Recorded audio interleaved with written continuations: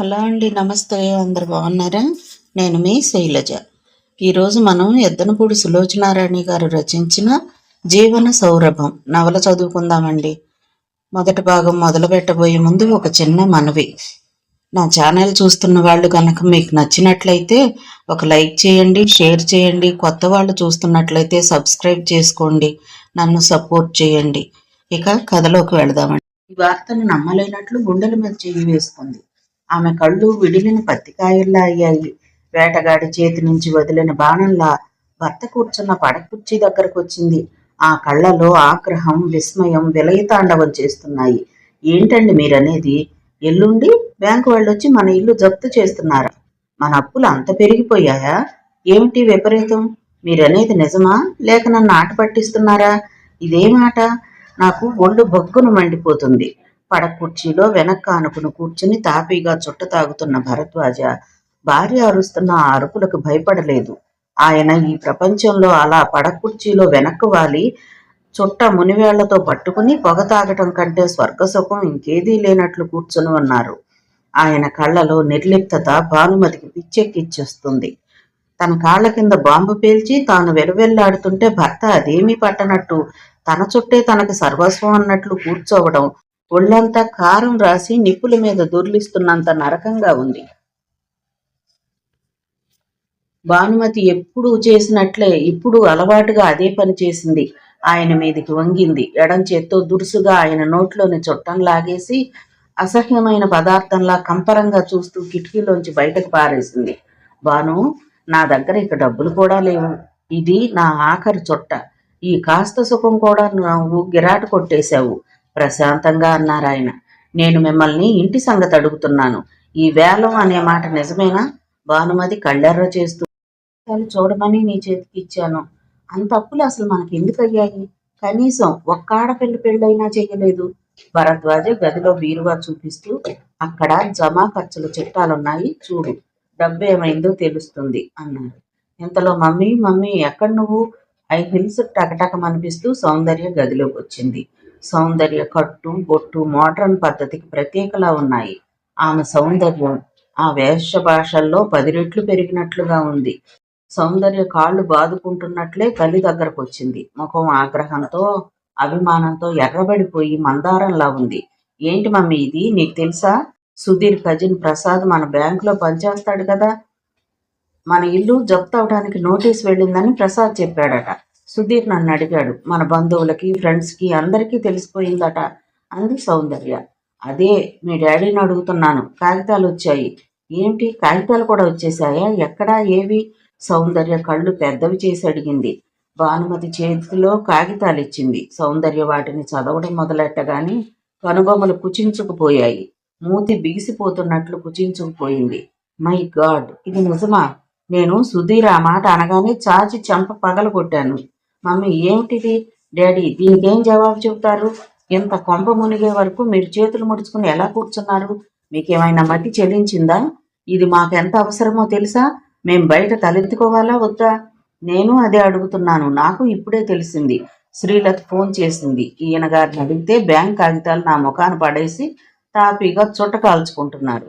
అడుగుతుంటే నల్లరాయిలా మాట్లాడడం లేదు. మిమ్మల్నేనండి. మాట్లాడరేం? ఏమైనా ఏర్పాటు చేశారా? భరద్వాజ మాట్లాడలేదు.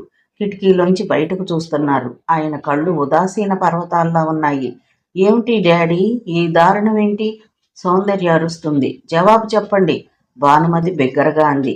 ఇంతలో సంగీత ఫిడేల్ తీసుకొని వచ్చింది. సంగీత ముఖంలో తల్లి తండ్రి ఇద్దరి పోలికలు ఉన్నాయి. ముఖానికి కళ్ళజోడుంది. ఈ ప్రపంచంలో దుఃఖం, అశాంతి ఆ అమ్మాయి దగ్గరికి రానేలేవు అన్నట్లుగా కళ్ళు లేత ముంజ తేమతో పెద్దగా ఉన్నాయి. భరద్వాజ తదేకంగా భార్యని, కూతుళ్ళని చూస్తున్నాడు. కలలేవో ఆయన కళ్ళ ముందే తగలడిపోతుంటే నిస్సహాయంగా చూస్తున్న మనిషిలా ఉన్నారు. సంగీత వస్తూనే, మమ్మీ ఏమిటిది? నా కారు పంపలేదే? నేను క్లాస్లో ఉన్నానన్న సంగతి ఇంట్లో ఎవరికి గుర్తులేదా? మీరు ఎప్పుడూ ఇంతే డాడీ. మీరు ఇంట్లో ఉండి కూడా నన్ను పట్టించుకోలేదన్నమాట అంది. సంగీత్కి కళ్ళల్లో నీళ్ళొచ్చేశాయి. పెదవులు అదురుతున్నాయి. సౌందర్య కోపం వస్తే ఎదుటివారి మీద చెయ్యి విసురుతుంది.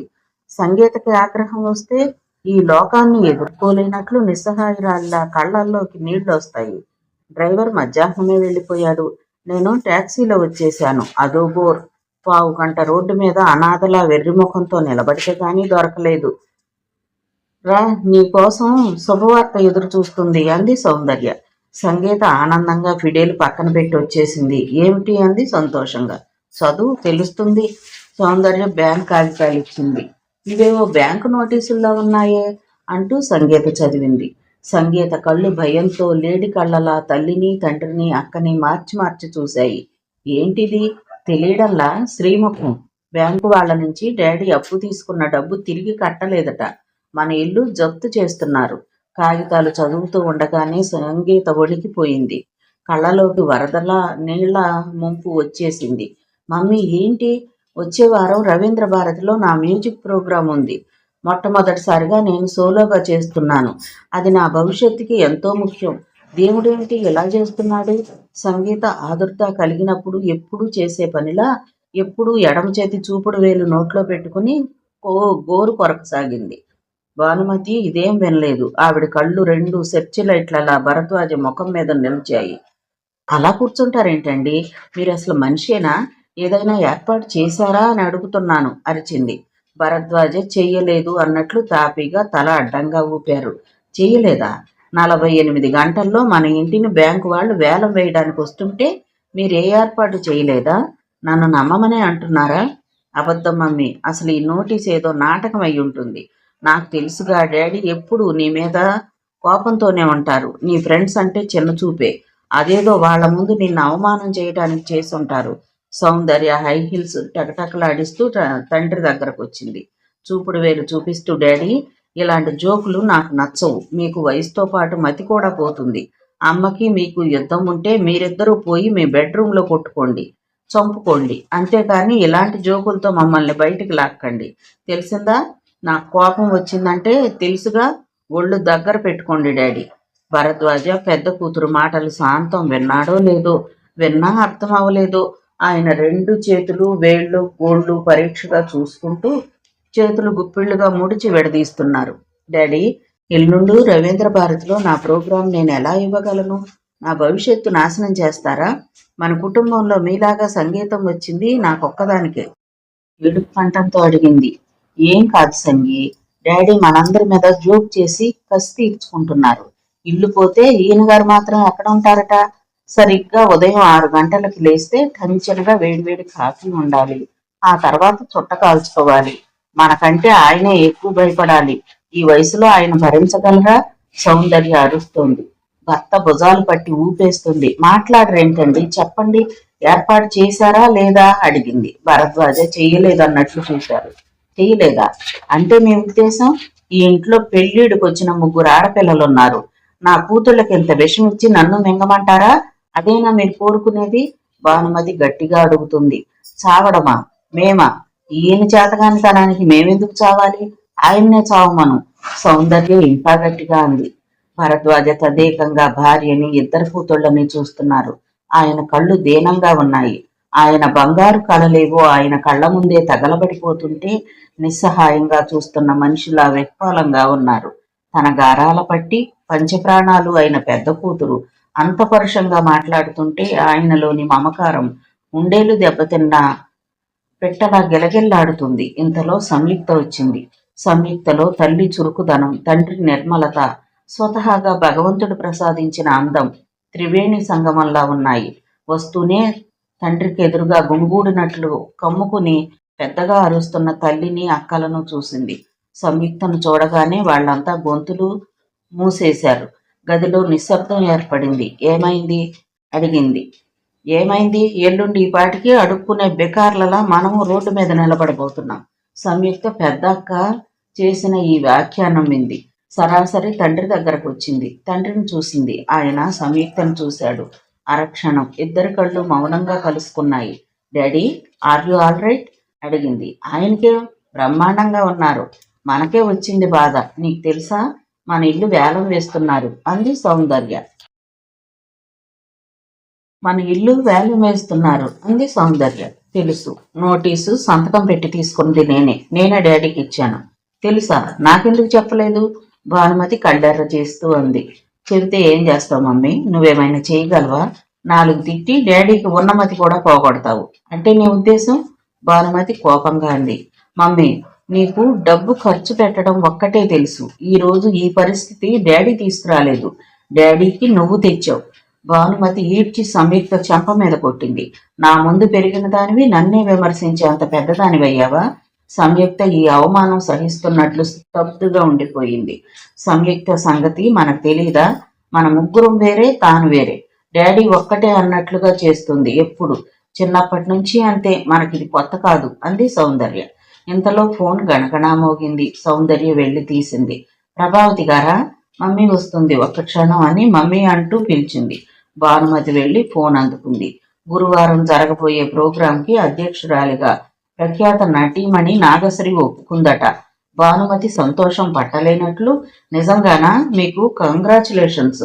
ఆ రోజు నాగశ్రీకి మనం ప్రోగ్రాం గురించి కరెక్ట్గా వివరించి బాగా చెప్పారు అంటూ అభినందించింది. ఓ ఎస్, సరిగ్గా సాయంత్రం 6 గంటలకి నేను మీ ఇంట్లో ఉంటాను. మిగతా వాళ్ళకు కూడా చెప్తాను అని ఫోన్ పెట్టేసి గబగబా 10 మంది ఆడాళ్లకు ఫోన్లు చేసి సాయంత్రం అర్జెంటుగా 6 గంటలకు ప్రభావతి గారింట్లో కలవాలని చెప్పి పెట్టేసింది. ఫోన్ పెట్టేసిన భానుమతి ముఖం ఆనందంతో 1000 సూర్యుళ్ళు ప్రకాశిస్తున్నట్లుగా ఉంది. నేను నమ్మలేకపోతున్నాను. నాగశ్రీ వస్తే ప్రోగ్రాం చాలా బాగా అవుతుంది, జనం వెరగబడి వస్తారు అంది. ఒక్క క్షణం తర్వాత ఆనందంలో నుంచి ఆవిడ తేరుకుంది. ఉదాసీనంగా ఉన్న భర్తని సీరియస్గా చూస్తున్న కూతుళ్ళని చూడగానే తన ఇంట్లో 48 గంటల్లో జరగబోతున్న దారుణం గుర్తొచ్చింది. గబగబా భర్త దగ్గరకు వచ్చింది. ఏమండి, విన్నారా? నాగశ్రీ మా ప్రోగ్రాంకి రావడానికి ఒప్పుకుందట. చూసారా నాకెంత పరువో? ఇంట్లో మీరు మాత్రం నా ప్రాణాలు తోడేస్తూ ఉంటారు అంది.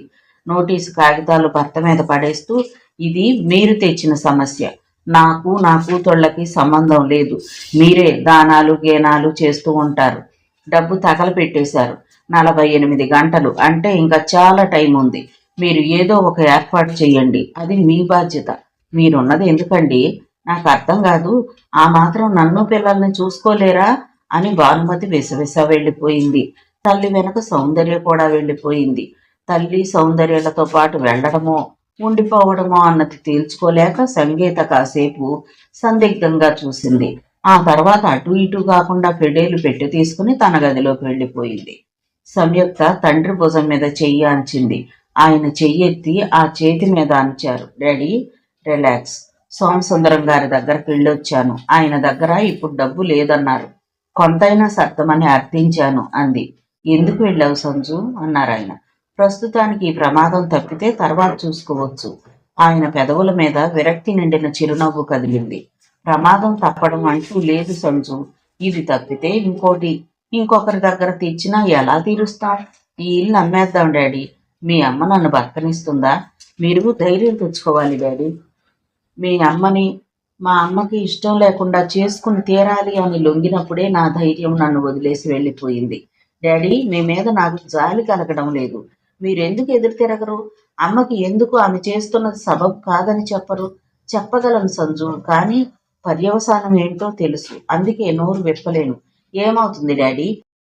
మీ అమ్మ కోపిష్టిది. ఇంట్లోంచి వెళ్ళిపోతుంది. వెళ్ళి ఏం చేయగలదా డాడీ? మీ అమ్మకు కోపం వస్తే ఒళ్ళు తెలియదు. ఆయన సంయుక్త చెయ్యి తన చేతిలోకి తీసుకున్నారు. మీరు ముగ్గురు నాకు 3 ప్రాణాలు. మీ ముందు నన్ను వెధవని చేసినా పర్వాలేదు, కానీ మీ అమ్మ గుమ్మం దాటి అడుగు బయట పెట్టి అలా చేస్తే లోకం మిమ్మల్ని ఏసడిస్తుందని నా భయం సంజు. నేను మీ అమ్మ హఠం సహించేది మీకోసమే. మిమ్మల్ని నేను వదులుకోలేను. అమ్మకి ఎందుకు గట్టిగా చెప్పలేరు డాడీ అంది సంయుక్త. అది నా బలహీనత. మీ అమ్మ పెళ్ళప్పుడే ఈ లోకం ముందు నన్ను ఒక హీరోని చేసేసింది. నేను మా అమ్మకి నాన్నకి ఇష్టం లేకుండా వారి మీద తిరగబడి మీ అమ్మను పెళ్లి చేసుకోవడమే ఒక గొప్ప ఘనకార్యం అనేలా పొగడ్తలు గుప్పించింది. అవి మాటలు, ఒట్టి మాటలు, అర్థం లేని ఆడంబర శబ్దాలు. తనకి ఇష్టంగా ఎదుటి మనిషిని మలుచుకోవడంలో మీ అమ్మకి అపారమైన తెలివి ఉంది. ఆవిడికి నచ్చినట్లు ప్రవర్తించడం, ఆవిడకి నచ్చిన ఉద్యోగం చేయడం, ఆవిడకి నచ్చినట్లు బట్టలు ధరించడం, మాట్లాడడం. నేను ఒక కీ ఇచ్చిన బొమ్మనైపోతున్నాను అని తెలిసేసరికి మీరు ముగ్గురు పుట్టేశారు. మీకోసం ఆవిడికి నేను శాశ్వతంగా ఆవిడికి నచ్చిన విధంగా తోలు బొమ్మనైపోయాను. తిరగబడ్డానికి నాకు ధైర్యం చాలలేదు, శక్తి లేకపోయింది. ఇప్పుడు అవన్నీ ఎందుకు డాడీ? మీరు రెస్ట్ తీసుకోండి. వేటి కోసం నేను కీలుబొమ్మనయ్యానో అవి నాకు దక్కకుండా పోయాయి. ఈ అవాంతరం ఎప్పుడో నేను ఎదుర్కోక తప్పదని నాకు బాగా తెలుసు. ఇంటి విషయం ఇప్పుడు ఏం చేద్దామంటారు డాడీ? సంయుక్త మృదువుగా అడిగింది. ఆయన వేలు పెట్టి పైకి చూపించారు. ఆ సర్వేశ్వరుడే మీకు అండ. మనకి అనండి డాడీ, సంయుక్త సరిచేసింది. ఇక ఏది జరిగినా నీకే, నా పని అయిపోయింది. అలా అనవద్దు డాడీ, సంయుక్త బతిమాలుతున్నట్లుగా చూసింది. సంయుక్త నీకు ఫోన్. సౌందర్య దూరం నుండి అరిచింది. సంయుక్త వెళ్ళింది. భరద్వాజ కిటికీలో నుండి బయటకు చూస్తున్నారు. ఆయనకి తాను చేరుకోవలసిన తీరం ఏమిటో సుస్పష్టంగా కనిపిస్తుంది. దాన్నే తదేకంగా చూస్తున్నారు. సంయుక్త ఫోన్ తీసింది. హలో అంది. హలో సంయుక్త, చెప్పు ప్రణయ్ అంది. సంయుక్త, నేను మధ్యాహ్నం అడిగిన దానికి ఏం జవాబు చెప్తున్నావు? అతని కంఠంలో చెప్పలేని ఆతృత ఉంది. నాకు టైం కావాలని చెప్పాను, సంయుక్త గుర్తు చేసింది. నో, ఇక నీకు టైం ఇవ్వను. I want to marry you. ఇప్పుడే, ఈ రాత్రి. I love you Sanju. నువ్వు నా పక్కన లేకుండా సూర్యోదయం అవుతుంటే ఒక్కొక్క రోజు వేస్ట్ అయిపోతుందని ఉసూరు అనిపిస్తుంది. ప్రణయ్ ప్లీజ్. సంయుక్త, 6 నెలల నుండి వెయిట్ చేస్తున్నాను. ఇక ఆగమనటం భావ్యం కాదు. ప్రణయ్, ఇంట్లో చిన్న చిక్కు వచ్చింది. అంతా వర్రీడ్గా ఉన్నాం. మీ ఇంట్లో చిక్కులు ఎప్పుడూ ఉంటాయి. మీ అమ్మ ప్రభావానికి, మీ అక్క పొగరు మొత్తానికి, మీ డాడీ నెమ్మదికి చిక్కులు మీ ఇంటికి కోరుకుంటూ పరిగెత్తుకొచ్చేస్తాయి. ప్రణయ్, నేను ఫోన్ పెట్టేస్తాను. నో ప్లీజ్ సంజు, మనం ఈ రాత్రి ఏ గుళ్ళోనైనా పెళ్లి చేసేసుకుందాం. సంజు, నా మాట విను.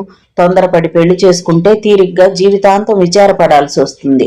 అది మనకు వర్తించదు. మా అమ్మకు కూడా నువ్వంటే చాలా ఇష్టం. సో నా వైపు నుండి ఏ సమస్య లేదు. సంయుక్త ఫోన్లో మాట్లాడుతూనే తల తిప్పి తండ్రి వైపు చూసింది.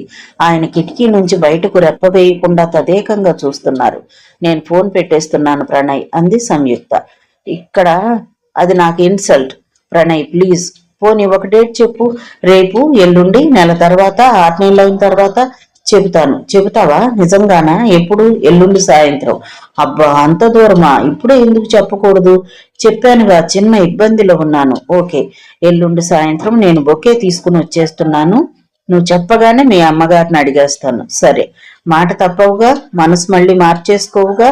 అది నువ్వు చేయకుండా ఉండాలి. నేను ఆ మాట అంటే అటు సూర్యుడు ఇటు పొడుస్తాడు. ఉంటాను ప్రణయ్. ఓకే, ఎల్లుండి సాయంత్రం కలుస్తాను. ప్రామిస్.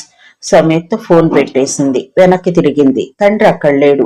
ఆయన అప్పుడే లేచి వెళ్ళినట్లుగా కుర్చీ ఖాళీగా ముందుకి వెనక్కి ఊగుతుంది. సంయుక్త నిట్టూర్చింది. తన గదిలోకి వెళ్ళిపోయింది. రాత్రి అయింది. నవ్వులతో, కేరింతలతో కళకళగా సందడిగా ఉండే వాతావరణం ఒక్కసారిగా మోగపోయింది. సంయుక్త టైప్ చేస్తున్న కాగితాలు బొత్తిపెట్టి సరిచూసుకుని ఫైల్లో జాగ్రత్తగా పెట్టింది. నళిని వర్క్ అది. జాబ్ ఇంటికి తెచ్చుకుంటుంది. తాను రాత్రంతా మేలుకుని అది టైప్ చేసి ఇస్తే నళిని తనకొచ్చిన దాంట్లో సగం ఇస్తుంది.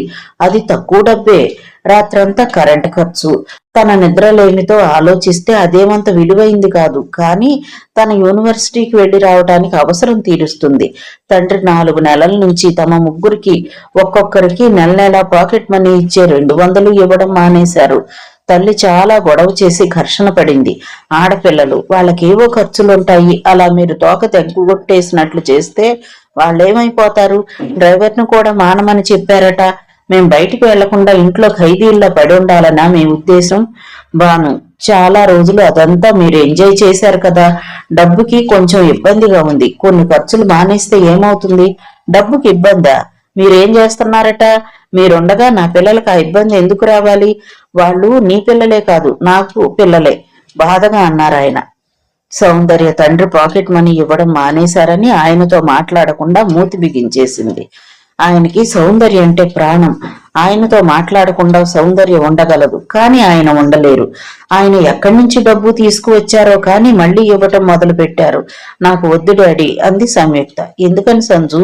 ఇంత పెద్దవాళ్ళమయ్యి మిమ్మల్ని డబ్బుకి ఇబ్బంది పెట్టడం బాధగా ఉంది డాడీ. నాకు సిగ్గుగా ఉంది. మీరు మమ్మల్ని మా చదువు అయిపోగానే ఉద్యోగాల్లో ఎందుకు పెట్టలేదు? ఆయన సంయుక్త భుజం తట్టారు. మనుషుల్ని కొన్ని బలహీనతలు తాళ్లతో బిగిస్తాయి. తీసుకో సంయు. చేతిలో పెట్టారు ఆయన. సంయుక్త ఆ డబ్బు జాగ్రత్తగా దాచేది. నెల చివర్లో ఒకసారి ఆయన ఎన్నడూ లేంది సంజు అని పిలిచి దగ్గరగా వెళ్ళగానే చెయ్యి పట్టుకుని రహస్యంగా, నీ దగ్గర ఏమైనా డబ్బులున్నాయా అని అడిగారు. ఉన్నాయి. సంయుక్త తల ఊపి పరుగున వెళ్లి 200 తెచ్చిచ్చింది. నువ్వు ఖర్చు పెట్టలేదా అడిగారు ఆయన. అంది. ఆయన అందులో 20 రూపాయలు మాత్రం తీసుకున్నారు. చుట్టలకు సంజు సారీ అన్నారు. సారీ ఎందుకు చెబుతారు డాడీ, ఇది మీరిచ్చిన డబ్బేగా అన్నాను. ఒకసారి పిల్లలకి ఇస్తే అది ఇక తల్లిదండ్రులకు చెందదు. సిల్లి చేదస్తాం డాడీ, సంయుక్త మందలింపుగా అంది. తండ్రి ఈ మధ్య పరధ్యానంగా నిశ్శబ్దంగా ఉండటం అప్పుడప్పుడు సంయుక్త గమనిస్తూనే ఉంది. సంయుక్తకి నిద్ర రావడం లేదు. మనసులో ఏదో తెలియని అలజడి, అనిర్వచనీయమైన నిశ్శబ్దం. అలా తుఫాను ముందు ప్రశాంతతలా ఉంది. సంయుక్త గదిలో నుండి బయటకు వచ్చింది. తండ్రి గదిలో నుండి ఫిడేల్ వాయిస్తున్న శబ్దం. సంయుక్తకి ఒక్కసారిగా చాలా ఉత్సాహం వచ్చేసింది. తండ్రి ఎన్నో సంవత్సరాల తర్వాత ఫిడేల్ వాయిస్తున్నారు. తన చిన్నప్పుడు ఆయన ఎక్కువగా రాత్రివేళ అమ్మ మీటింగులకు వెళ్ళినప్పుడు వాయించేవాళ్లు. అమ్మ వెళ్లే ఆ మీటింగులు అంటే తనకి పరమ బోర్. తండ్రితో ఇంట్లోనే ఉంటాననేది. తండ్రి ఒడిలో కూర్చుని ఆయన ఫోన్లో మాట్లాడుతుంటే నిద్రకి జోగుతూ ఉండేది. ఆయన కథలు చెప్పేవారు. చదరంగం నేర్పారు, ఫిడేల్ నేర్పారు. కానీ తనకంటే సంగీత గొంతు మంచిది అవటంతో సంగీతకి ఫిడేల్ ఇచ్చేశారు. సంయుక్త పరుగున వచ్చి దగ్గరగా వేసి ఉన్న తండ్రి లైబ్రరీ రూమ్ తలుపులు తోసి చూసింది. కళ్ళు మూసుకుని తాదాత్మ్యంతో వాయులీనంలో తాను లీనమైపోతున్నట్లు వాయిస్తున్న ఆయన సంయుక్త వచ్చిన అలికిడి గమనించలేదు. కళ్ళు మూసుకుని రాగంతో పాటు ఛాతీకి గడ్డం ఆనేలా తల ఉంచుతూ మళ్లీ ముఖం ఎత్తుతూ పరవశంలో ఆ నాదంలో ఐక్యమైపోయినట్లు వాయిస్తున్నారు. సంయుక్తకి చాలా ఆనందం వేసింది. తండ్రి అలా వాయిస్తుంటే కళ్ళల్లోంచి నీళ్లు వస్తున్నాయి. మెల్లగా అడుగుల శబ్దం కానివ్వకుండా వచ్చి తండ్రి పక్కనే సోఫాలో కూర్చుంది. సంయుక్త తండ్రిని చూసి ఆశ్చర్యపోతుంది. ఆయన మూసుకున్న కళ్ళ నుంచి ధారలుగా నీళ్లు బొగ్గల మీదకు జారిపోతున్నాయి. ఆయన ముఖంలో ఆనందం, విషాదం ఒకదాని తర్వాత ఒకటి తరుముతున్నట్లుగా కనిపిస్తున్నాయి. ఇంతలో గుమ్మం దగ్గర చప్పుడైంది. డాడీ, సౌందర్య అరిచింది. గుమ్మంలో సౌందర్య వెంట సంగీత కూడా ఉంది. ఆయన ఉలికిపాటుగా కళ్ళు తెరిచారు. ఆయన చేతిలో కమాను మెల్లగా ఆగిపోయింది. మేము నిద్రపోనవసరం లేదా? ఇప్పుడు తీరుబడయిందా మీకు? సౌందర్య అరిచింది. సంగీత తండ్రి దగ్గరకు వచ్చి ఫిడేల్ తీసేసుకుంది. రవీంద్ర భారతిలో నా ప్రోగ్రాం ఉంది, ఏదైనా అయితే మీరు రిపేర్ చేయడానికి డబ్బులు లేవంటారు. సంగీత క్షమాపణగా చూసినా స్థిరంగా తన ఫిడేల్ ఆయన చేతుల్లోంచి తీసుకుని వెళ్లిపోయింది. సౌందర్య తండ్రి దగ్గరగా కూర్చున్న సంయుక్తను చూస్తూ ఇప్పుడు సంగీత దర్బార్ పెట్టించడానికి సిగ్గుండాలి అనేసి వెళ్లిపోయింది. భరద్వాజ సోఫాలో వెనక్కి వాలి కళ్ళు మూసుకున్నారు. సంయుక్త ఆయన కళ్ళనీళ్లను చేత్తో సుతారంగా తుడిచింది. అక్క ఎప్పుడు అందర్నీ అలా ఏసడించేస్తుంది ఎందుకు డాడీ? నా పెంపకం తప్పు సంజు, మమ్మల్ని కూడా మీరే పెంచారు కదా. ఆయన సమాధానం చెప్పలేదు. ప్రతి చిన్న విషయం, ఏది లోపం జరిగినా మీ మీద బాధ్యత వేసుకుంటారు ఎందుకు?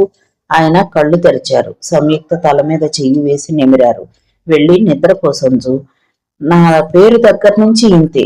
మీరు సంజీవిని అని పేరు పెడితే అమ్మ సంయుక్తగా మార్చేసింది. అయినా మీరు వ్యతిరేకించలేదు. మీ అమ్మను వ్యతిరేకించలేకపోవటం నా బలహీనత. మనిషికి బలహీనతలు ఉండకూడదని మీరేగా చెప్పారు. అవును. ఆయన వెనక్కి తల ఆనించి కళ్ళు మూసుకున్నారు. 10 నిమిషాలైంది. ఆయన పెదవులకి ఆయనకిష్టమైన సువాసనతో ఏదో తగిలింది. కళ్ళు తెరిచారు. సంయుక్త ఆయన నోటిలో చుట్ట పెట్టి వెలిగిస్తుంది. చుట్ట ఉందా? నేను ఒకటి మీ పెట్టెలో నుంచి తీసి దాచాను, మీరు అయిపోయాయి అన్నప్పుడు ఇద్దామని. ఆయన సంయుక్త భుజం తట్టారు. గాడ్ బ్లెస్ యూ, నేను ఆఖరి చుట్ట కాల్చేశాను అనుకున్నారు. సంయుక్త ఆయన ఒడిలో తలపెట్టుకుని పడుకుంది. సంయుక్తకి అది చాలా ఇష్టం. భయమేస్తుంది డాడీ అంది. ఎందుకు సంజు? నాకు తెలియటం లేదు. భయమేస్తుంది అని అర్థమవుతుంది. భయం అనేది కేవలం మనకు ఉన్న భ్రమ. ఈ ప్రపంచంలో భయపడాల్సింది ఏదీ లేదు. ఆయన సంయుక్త తల నిమిరారు. కొద్దిసేపు అయింది. నిద్ర వస్తుంది, వెళ్లి పడుకో అన్నారు తట్టి లేపుతూ. సంయుక్త లేచింది. వెళ్లబోతూ ఆగింది. తండ్రి చెంప మీద పెదవులు ఆనించి గుడ్ నైట్ డాడీ అంది. ఆయన గుమ్మం వరకు సంయుక్త భుజం చుట్టూ చెయ్యి వేసి తీసుకువచ్చి పంపారు. కారిడార్ లో వెళుతూ నిద్రాభారంతో తిరిగి చూసింది. భరద్వాజ గుమ్మంలో నిలబడి ఇటే చూస్తున్నారు. సంయుక్త చెయ్యి ఊపి వీడ్కోలు చెప్పింది. సంయుక్త వెళ్ళగానే ఆయన గదిలోకి వెళ్లి తలుపు మూసి గడియ పెట్టుకుని తలుపుకి తల ఆనించుకుని కళ్ళు మూసుకుని సర్వేశ్వర అనుకున్నారు. సంయుక్త నిద్రాభారంతో గదిలోకి వస్తూనే మంచం మీద బోర్లా పడి నిద్రపోయింది. మర్నాడు 11 గంటల సమయం. భరద్వాజ ఇంటికి జనసమూహం వరద ముంపులా వచ్చి నిలబడిపోయింది. భానుమతి గుండెల మీద చేతులతో చరుచుకుంటూ గొల్లున రోధిస్తుంది. ఇంటి నిండా నిండిపోయిన జనం విస్తుపోతూ చూస్తున్నారు. భరద్వాజ శవం డ్రాయింగ్ రూమ్ లో కింద పెట్టబడి ఉంది. కాళ్ల దగ్గర తల దగ్గర పూల గుచ్చాలు ఆయన్ని ముఖం తప్ప మిగతా శరీర భాగం అంతా ఆశాంతం కప్పేసున్నాయి. సౌందర్య డాడీ అంటూ ఏడుస్తుంది. స్నేహితురాళ్ళిద్దరూ సౌందర్యను పట్టుకుని ఓదారుస్తున్నారు. శవానికి కాస్త దూరంలో కూర్చుని ఉన్న భానుమతిని బంధువులు స్నేహితులు అనునయిస్తున్నారు. అందరి నోట ఒకటే మాట, ఇంత సహృదయుణ్ణి పెద్ద మనిషిని ఇంతవరకు చూడలేదు, ఇక చూడం. సంగీతని చక్రపాణి ఓదారుస్తున్నాడు. సంయుక్త మాత్రం ఏడవడం లేదు. ఆ అమ్మాయి ముఖం పాలిపోయినట్లుంది. భయంకరమైన వార్తను విని షాక్ లో మోగబోయిన మనిషిలా ఉంది. తండ్రి తలవైపు దీపం పెట్టి ఆ పరంజ్యోతిని చూస్తుంది. అక్కడ ఇంటి బయట వరండాలో, లాన్ లో, పూల చెట్ల నీడలో అంతమంది గుంపులు గుంపులుగా ఉన్నా అక్కడ శబ్దమే లేనట్లు నిశ్శబ్దంగా ఉంది. అందరూ తగ్గు స్వరాల్లో రహస్యంగా మాట్లాడుకుంటున్నారు. ఏంటి హఠాత్తుగా పోయాడు? నిన్న మధ్యాహ్నం నేను ఫోన్లో మాట్లాడాను అంటున్నారు ఒక ఆయన. హార్ట్ అటాక్ అంటారా? ఇంకో మనిషి అడిగాడు. కాదు, స్లీపింగ్ పిల్స్ మింగేశాడట. ఇంకో ఆయన కంఠం బాగా తగ్గించన్నాడు. స్లీపింగ్ పిల్సా? మై గాడ్, అంత కర్మ ఏమొచ్చిందండి? అందమైన సమర్థురాలైన భార్య రత్నాల్లాంటి కూతుళ్ళు, ఆయనకేం లోటు? మనకేం తెలుస్తుంది? ఏదో లోటు ఉంది కాబట్టే ఈ పని చేసుంటాడు. చూస్తూ చూస్తూ ప్రాణం ఎవరు మాత్రం తీసేసుకుంటారు? పుష్! భానుమతి విన్నదంటే మనల్ని చంపేస్తుంది. నిజమే, ఆవిడ డైరెక్ట్ గా మనల్ని చంపదు, మన పెళ్లాల చేత చంపిస్తుంది. అంత అసాధ్యురాలు. 3 ఆడపిల్లలు, ఒక్కరికి పెళ్ళవలేదు. పెళ్లిళ్ళు, స్థిరపడ్డాలు, ఆ భయాలన్నీ మనలాంటి మధ్యతరగతి వాళ్ళకేంటి కోటీశ్వర్లు. నిదానంగా ఆచితూచి వారికి తగ్గ సరి అయిన సంబంధం చేసుకుంటారు. అవునవును, మొన్నొకసారి నా మేనల్లుడు ఇంజనీర్ ఉంటే వాళ్ళ పెద్దమ్మాయి సౌందర్యకి సంబంధం చెప్పాను. భానుమతి గారు 1,00,000 ప్రశ్నలు వేసింది. వాళ్ళ అబ్బాయి తల్లిదండ్రులతో కలిసి ఉండకూడదట. అతనికి అక్క చెల్లెళ్ళున్నారా అంది. నాకు ఒళ్ళు మండిపోయింది. అతనికి లేరు, కానీ వాళ్ళ పెంతల్లికి 2 కూతుళ్ళున్నారు అన్నాను. ఆ మాట అనగానే నన్ను జాడించింది. నా కూతుళ్ళకి సంబంధం చెప్పమని నేను మిమ్మల్ని అడగలేదే. మీ అంతటి మీరు చెప్పినప్పుడు సరైన వివరాలు ఇవ్వాలి, వ్యంగ్యాలు కాదు అంది. సారీ చెప్పే వరకు తిడుతూనే ఉంది. నా తల వాచిపోయిందంటే నమ్ము. తెలివి తక్కువ వాడివి కాబట్టి సంబంధం చెప్పావు. ఆవిడ పొగరబోత్తనం నాకు బాగా తెలుసు. అందుకే మా ఆవిడ బావమరిది కొడుకు అడగమని నా ప్రాణం తీస్తుంటే నోరు మూసుకోమన్నాను. మంచి పని చేశారు. మీరు తెలివి గలవారు. ఆవిడకి మనం అసలు ఏ సాయమూ చేయకూడదు. అంతా మంచిగా ఉంటే తన గొప్ప అని అందరి దగ్గర కీర్తించుకుంటుంది.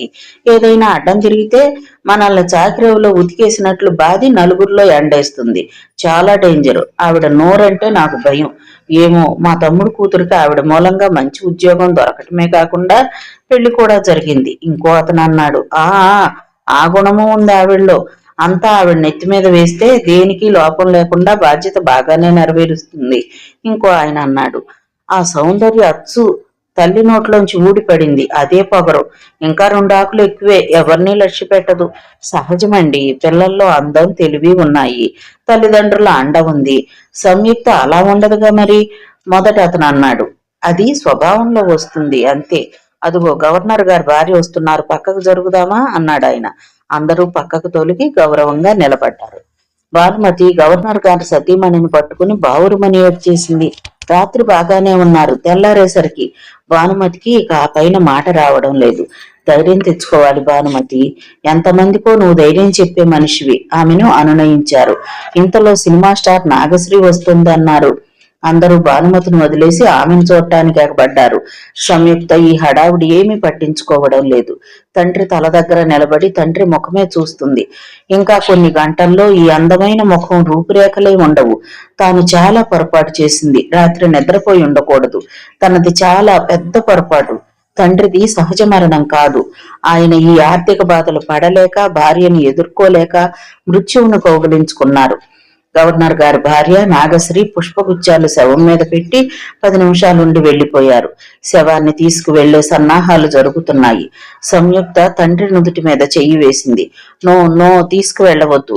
నా జీవితం అంతా ధారపోస్తాను. మా నాన్నకి ప్రాణం పోయండి అని అరవాలనిపిస్తుంది. ఇంతలో విమలమ్మ గారు వచ్చారు. ఆవిడ సరాసరి శవం దగ్గరకు వెళ్ళింది. అన్నయ్య అంటూ గొల్లున ఏడ్చేసింది. అమ్మా!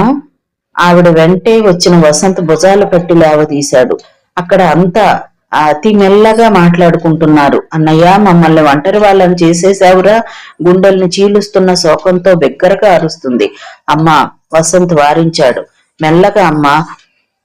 ఆ నిశ్శబ్దంలో బిగ్గరగా అంటున్న మాటలు అందరూ తిరిగి ఆమెను చూస్తున్నారు. వెలిసిన చీర, మళ్ళిన వయసు. భానుమతి గారింట్లో పని మనిషి కూడా చాలా హుందాగా ఉంటుంది. ఎవరివిడ అన్నట్టు చూస్తున్నారు అందరూ. ఆవిడ అన్నగారి శవాన్ని వదిలి తలవైపు నిలబడి ఉన్న సంయుక్త దగ్గరికి వచ్చి గట్టిగా కౌగిలించుకుంటూ, మనల్ని నాన్న దిక్కులేని వాళ్ళని చేసి వెళ్లారే అమ్మా అంటూ ఏడ్చేసింది. సంయుక్త చిత్రంగా ఆవిడ ఏడుపుకి చిరాకు పడలేదు. ఆవిడ అలా దగ్గరకు తీసుకుంటే హాయిగా ఉంది. సంయుక్త కళ్లల్లో మెల్లగా నీళ్లు నిండి వస్తున్నాయి. ఇప్పటికి మనసు స్పందిస్తుంది. నిజం జీర్ణమవుతుంది. సౌందర్య అక్కడికి చరచరా వచ్చింది. ఇదిగో, మీరు కాస్త మెల్లగా మాట్లాడాలి అంది. సౌందర్య అన్న తీరుకి విమలమ్మ బెత్తరపోయింది. ఇంతలో ఎవరో ఫ్రెండ్ రావడంతో సౌందర్య అటు వెళ్ళింది. అమ్మా, ఇక ఇంటికి వెళదామా అన్నాడు వసంత్. ఒండ్రా, అత్తయ్యని పలకరించొద్దా? ఆవిడ ముక్కు చీర కొంగుతో జీత్తూ, సంజు అమ్మ ఎక్కడుందమ్మా అడిగింది. అదిగో అక్కడ సంయుక్త చూపిస్తూ అంది. ఎక్కడ భాను అంటూ ఆవిడ అటు వెళ్ళింది. సంయుక్త పొట్టిగా లావుగా ఉన్న ఆమెనే చూస్తుంది. ఆమెలో ఏదో మానవత్వపు స్పర్శ. మిగతా అందరూ యాంత్రికంగా ఉన్నారు. సంయుక్త ఆమెనే తల తిప్పి చూస్తుంది. భాను. ఆవిడ భానుమతిని కౌగిలించుకుంది. భానుమతి కంపరంగా ఆవిడ చేతులు తోసేసింది. కానీ విమలమ్మ అది పట్టించుకోలేదు. భరద్వాజ గురించి ఏదో మాట్లాడుతూ భానుమతి పక్కన కూర్చుంది. సంగీత తల్లికి విసురుతోంది. భానుమతి పక్కన కూర్చున్న అందరూ ఆ వెలిసిన చీర శాల్తీని చూస్తున్నారు. వసంత్ సంయుక్త పక్కన నిలబడ్డాడు. ఇద్దరూ విమలమ్మని తల తిప్పి చూస్తూ నిలబడ్డారు. అతను ఏమీ మాట్లాడలేదు. అతను తల్లికి జరిగిన అవమానం గమనించాడని సంయుక్తకు అర్థమైంది. బ్రాహ్మడొచ్చాడు.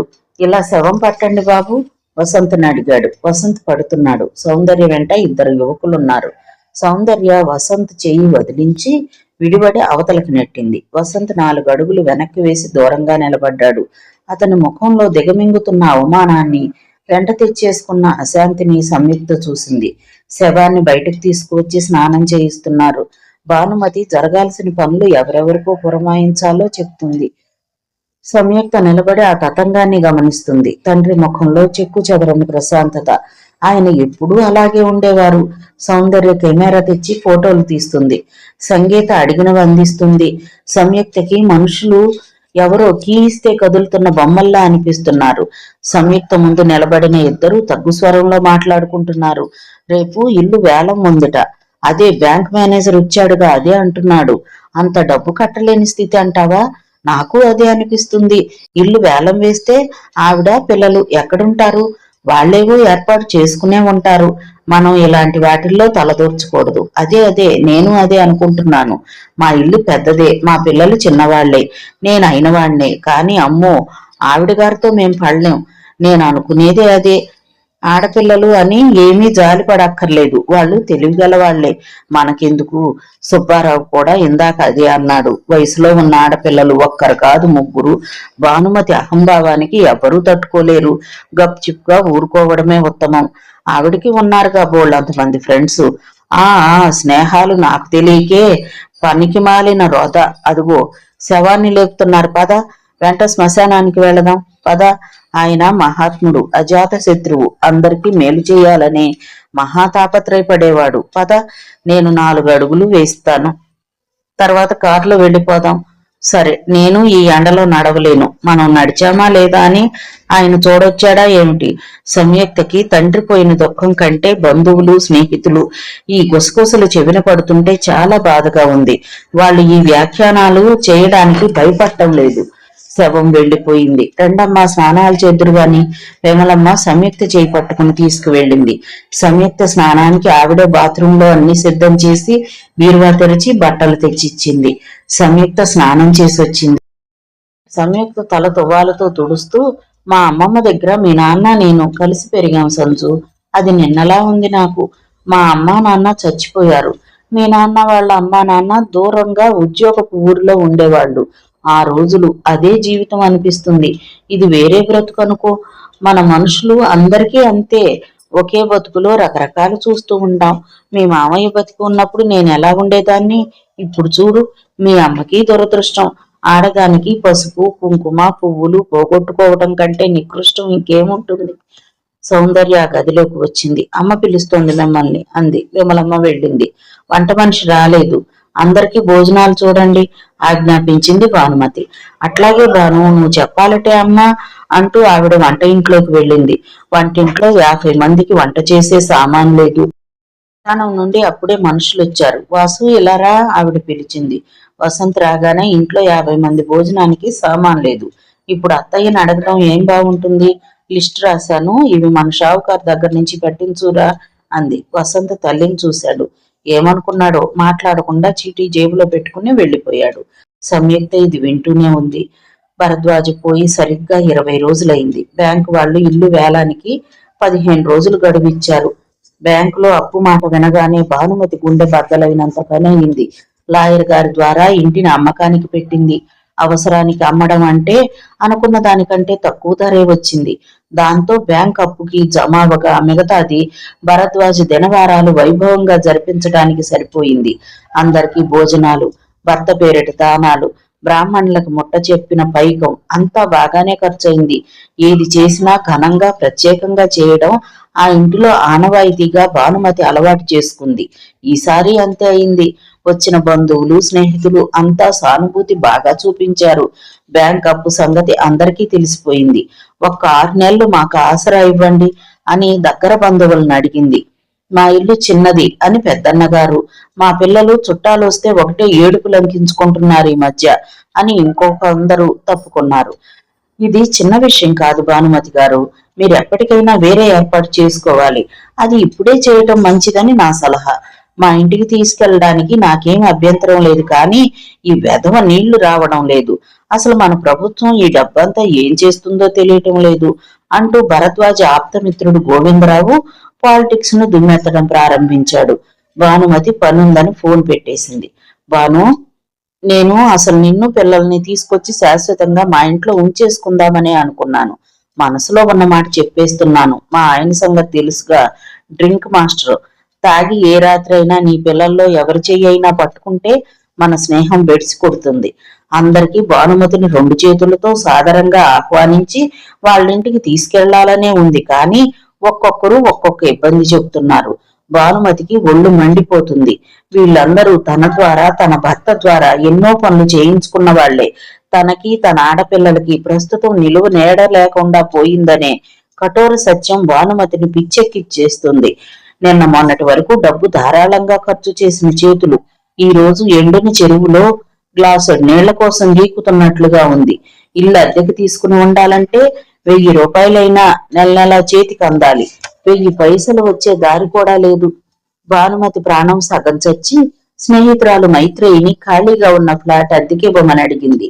మైత్రేయి నిస్సంకోచంగా మా వారు వేరే వాళ్ళకి ఇవ్వటానికి మాట ఇచ్చేశారు అని చెప్పేసింది. ఎవరిని పలకరించినా తీయని మాటలు చెప్తున్నారు. సాయానికి వచ్చేసరికి మొండి చేయి చూపిస్తున్నారు. ఏంటి మమ్మీ ఇది? డాడీ చావాలనుకుంటే మనకేదైనా ఏర్పాటు చేసి వెళ్లాల్సింది. ఏంటి ఆయన ఎలా చేసిపోయారు? తండ్రిని చేదరించుకుంటూ అంది సౌందర్య. కనీసం మా పెళ్లిళ్ళైనా చేయాల్సింది అంది సంగీత. స్వతంత్రంగా మన కొంప ముంచుతారని నాకేం తెలుసు అంది భానుమతి. ఆమెకు భర్త పోయిన దిగులు కంటే డబ్బు లేని వెళితే ఎక్కువగా బాధిస్తుంది. మనం ఎక్కడుంటాం మమ్మీ? ఏం చేద్దాం? మన గతి ఏమిటి? సౌందర్య ఆవిడ్ని ఓదర పెట్టేస్తుంది. సంజు ఏది? భానుమతి ఆదుర్దాగా అడిగింది. ఇంట్లో లేదు. అరగంట క్రితమే ఎక్కడికో వెళ్ళింది. ఎక్కడికి వెళ్ళింది? నాకు చెప్పలేదు. మీకేమైనా చెప్పిందా? సంజు ఎప్పుడైనా మనం చెబుతుందా? అచ్చు డాడీ లాగానే తన బుర్రలో ఏ ఆలోచనలు తిరుగుతూ ఉంటాయో ఆ దేవుడికే తెలియాలి. ఈ ఇల్లు మనం సాయంత్రానికి ఖాళీ చేసేయాలి. ఎలా మమ్మీ? ఈ సామానంతా ఏం చేస్తావు అంది సౌందర్య. అదే ఆలోచిస్తున్నాను. నా తల పగిలిపోతుంది.